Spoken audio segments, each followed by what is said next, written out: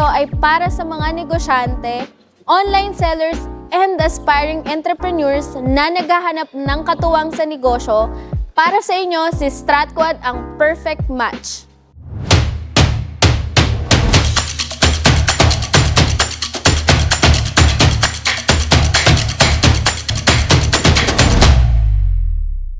Ayan, so nandito na tayo ngayon sa loob ng warehouse ni StratQuad at ang makakasama natin sa video na ito ay si Miss Jonna, ang Operations Officer ni StratQuad. Hi, Miss Jonna! Good morning po! Ayan.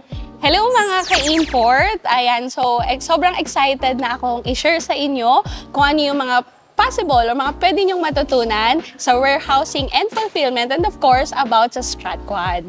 Ayan, Miss Jonna. So para po sa mga viewers natin ngayon, ano po ba ang warehousing? Ayan, so para sa kaalaman po ng lahat, when we say warehousing or storage, this is a process of storing goods or items na kung saan it is ready for sale. So, Miss Jonna, nung na-explain mo na po yung warehousing, para naman po malaman din nila, ano naman po ang benefits nito? Okay, dito kasi sa atin, no, maraming aspirants na kung saan they want financial breakthrough. Yeah. So, maraming mga gustong mag-start ng business or marami namang mga may businesses, kaya lang nagiging hindrance nila kasi yung location. So, there are times kasi na mataas yung demand, kaya lang kulang yung supply mo kasi wala kang storage or wala kang place kung saan mo store yung mga items or products mo. So in here kasi sa StratQuad, ang benefit kasi ni warehousing is that we can store all of your items nang hindi makukompromise yung iyong selling or marketing kasi kami yung mag-store ng mga items mo. Hindi mo kailangan problemahin kung saan mo ilalagay, diba? Hindi mo kailangan problemahin kung saan mo siya i-store. Kami ang mag-iingat nun for you. Ayan, so Miss Jonna, kasi speaking of orders, dahil nabanggit mo po kanina na ang warehousing is where you store items that are ready to sell. Yes. So, paano po pumapasok yung mga orders sa warehouse natin? Okay.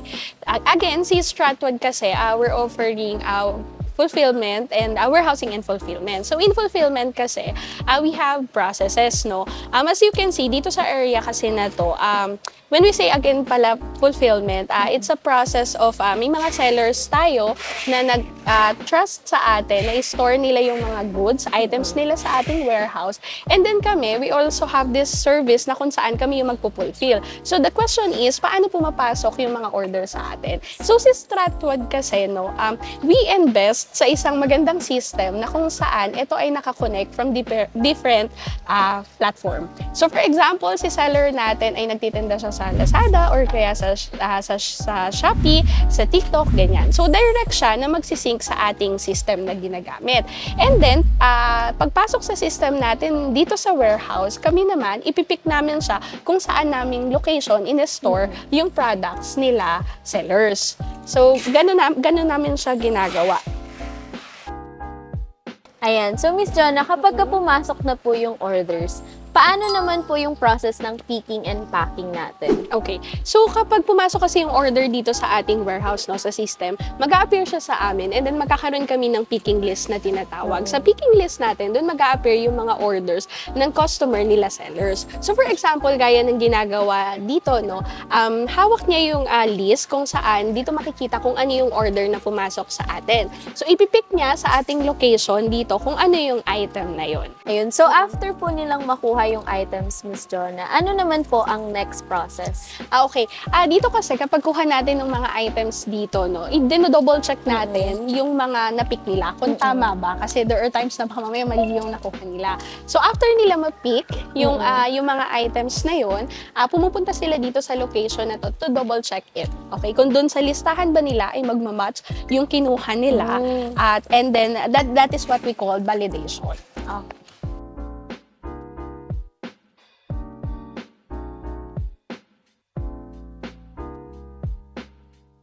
Ayan, so Miss Jonna, after po ng ginawa ni Sir, ano naman pong next step? Okay, after ng sortation dito sa side na to, no, after ma-pick, isosort natin to double check it kung tama ba yung na-pick. Pupunta tayo dito sa area na to for validation. So in here kasi, upon validation, magsisync ngayon yung orders na ito doon sa order na pumasok sa amin. So kumbaga, I mean yung sa item na to and then doon sa order na pumasok sa atin. To make sure na yung order na pumasok sa amin at yung item na ilalabas namin ay match. So after nilang ma-validate, ma'am, yung mga items, ano na pong next step? Okay. Ang next step natin, after natin ma-validate or ma-confirm na tama yung product na ilalabas natin dun sa order ni customer, pupunta tayo dito sa ating packing station and we have here yung mga professional packers natin na kung saan sinesecure nilang maigi yung mga item natin na paglabas dito sa warehouse ay talagang safe siyang makakarating sa mga customers natin. So once na napack na po nila, ma'am, yung mga items and then nailagay na nila sa mga pouches, paano naman po yung process ng shipping or yung pagpapadala nito sa mga customers? Okay. Pag pumasok kasi sa atin yung mga orders from customers, pag pumasok siya sa system, meron na siyang kasamang waybill. Sa waybill na to, dito natin makikita kung sino yung designated courier na kukuha ng mga orders nila. So in here, dito namin sinusort yung mga orders natin. Depende kung sinong courier yung kukuha sa kanya. So meron tayong Lazada, Flash, Ninja, JNT, Shopee, XDA, and so on. Ngayon, everyday, pupunta sila dito to pick up yung mga orders natin. Ayan. So, dahil na-explain mo na po sa amin, Miss Jonna, ang pinaka-process ng warehousing and fulfillment namin, ito naman po ang ating pinakamalaking katanungan para sa iyo for today. So, sa laki po ng warehouse natin and sa dami ng mga products, paano niyo po na ma-manage yung mga orders or yung mga items or yung pinaka-products itself? Okay. Dito kasi sa atin sa warehouse, no, malaki siya tignan, yes, but maganda kasi yung naging strategy ni StratQuad kung paano yung magiging process natin from inbounding hanggang fulfillment or dispatching. So in here kasi, i-inbound natin or idadalin dito, i-receive namin lahat ng products from our sellers, no, na magpapa-fulfillment sa atin or warehousing. And then after inbounding, meron kaming tinatawag na kinukyusin namin yan. Of course, first, chine-check muna namin yung mga quality ng mga products na i-receive namin and kung tama ba yung expected na quantity and kung ano yung description na ibinigay sa amin. So after dun sa inbounding kasi meron kaming process na tinatawag na barcoding. Ibig sabihin, no, nilalagyan namin ng barcode na lahat ng products na pumasok sa atin from our clients or sellers. And then meron kaming ginagawa, nilalagay namin siya sa location. So dito sa mga racks na to, makikita natin dyan na may mga location siya. So doon namin nilolocate lahat ng products na pumasok sa atin. So we manage it, of course, first, yun nga, meron tayong magandang system na ginagamit. So, nakikita talaga natin yung in and out ng mga items or products natin dito. And then, may mga personnel or may mga staff din tayo na naka-assign to make sure na yung mga items ba is properly stored dun sa location niya. Ayan. So, for the sake of safety naman, Miss Jonna, kasi siguro maraming magtatanong sa atin sa mga nakapanood nitong video na safe po ba ang warehouse ni StratQuad? So, ano po yung mga ginagawa natin to make sure na safe yung warehouse natin? Okay. Ang first, actually, yung location kasi ng warehouse natin dito sa Bulacan is a strictly parang subdivision kasi siya na mga warehouses. And then, maraming guards na nag-roam around to check. Ito muna is yung physical safety, no? Nag-roam around sila to check if may mga nakapasok ba doon sa subdivision or doon sa warehouse.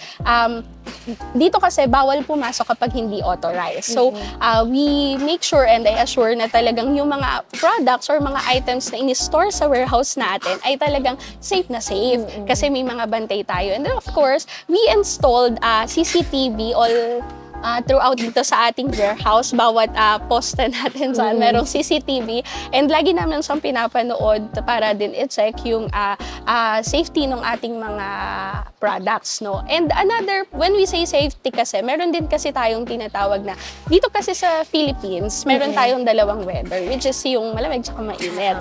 So, may mga items kasi na nag-a-adjust siya, depende dun sa weather. So, may times na kapag ang item mo is wood or something, kapag kapag sobrang init na, magkukompress yan. May mga item din naman na kapag sobrang lamig, for example, a wood again or yung medyo carton, nagmumugmog siya. So dito naman, once na nag-store kayo ng products or goods natin dito sa kay StratQuad, make sure namin na bawat items na yon ay nag-a-adjust depende doon sa requirements ng weather. Talagang nilalagyan namin ng plastic and every day, meron tayong utility na talagang na nag-make sure na malinas yung mga item natin para yung quality ng item or product na pinagkatiwala sa atin is talagang quality pa rin hanggang sa paglabas papunta sa mga customers natin. Yes. Ayan. So, thank you, Miss Jonah, for enlightening us and teaching us about the process of warehousing and fulfillment ni StratQuad. So, before we end this video, Miss, gusto lang po namin makahingi ng short message from you para po sa mga aspiring entrepreneurs na natatakot magpa-warehousing. Okay, thank you Miss Alex sa pag-visit niyo sa atin dito sa warehouse sa Bulacan. So, siguro ang masasabi ko lang is that in life kasi we will never succeed kung hindi tayo susubok.